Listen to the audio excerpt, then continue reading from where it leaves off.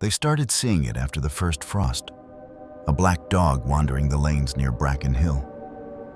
At first, no one thought much of it. Stray dogs come and go through Hallow's End, same as travelers. But this one was different.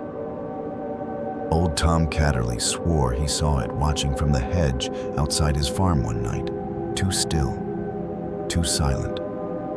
Its eyes glowed pale yellow, like coals left to die. When he went to fetch his lantern, it was gone. Just paw prints leading into the woods. By morning, Tom was dead.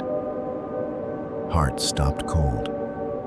They said he was found clutching his chest, eyes wide open, as if he'd seen something he couldn't name. People started locking their doors after that. Then came the howling. Low, drawn-out cries echoing from the valley long past midnight. Some said it wasn't a dog at all. They said it was the stray, a spirit that followed the dying, appearing days before death like a shadow without a master. The butcher's boy saw it next, said it followed him home from the river. He turned around 3 times, and it was closer each time. When he ran, it ran too. But its paws never made a sound. He didn't last the week. Wagon accident, clean break to the neck. The coroner found dog hair on his coat, slick with mud. That's when people stopped saying its name. Mrs. Penford, who kept the chapel keys, claimed she saw it outside the churchyard. She said it stood just beyond the iron gate, tail still, eyes locked on her. She rang the bell 3 times, hoping to scare it off, but the sound only echoed. Low, heavy, and wrong. That night, her house burned down. They found her near the doorway, clutching the chapel keys in one hand, her face blackened with smoke. No one saw the dog again for a while after that. Not until the thaw, when the snow melted off the fields and the ground gave up what it had been hiding.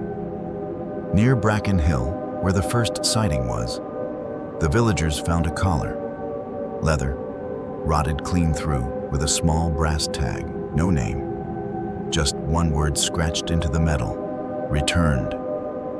And then came the scratching. People near the edge of town said they'd hear claws dragging down their doors just before dawn. Some said they heard breathing too, heavy and close, like something waiting for permission to come in. One man, a traveler passing through, stayed the night at the old inn. Told everyone in the morning he'd seen a black dog sitting at the foot of his bed, staring straight at him. Said it didn't move, didn't blink, just watched him. When the sun rose, it was gone. He left town that day. 2 days later, a storm rolled in. Lightning struck the inn's roof clean off. They found the traveler's body by the roadside. He'd made it halfway back to the bridge before his heart gave out. They buried him in the churchyard beside Tom Catterley. And people said they heard howling that night, soft, distant, mournful. Since then, the dog hasn't been seen much. But every so often, someone swears they've caught sight of it. Standing at the edge of the woods or watching from across the fields at dusk. And always, before the next funeral, that sound returns. The old folks say the bell and the dog are tied. One marks the soul, the other fetches it. And when you see the stray, it's not just passing through, it's waiting.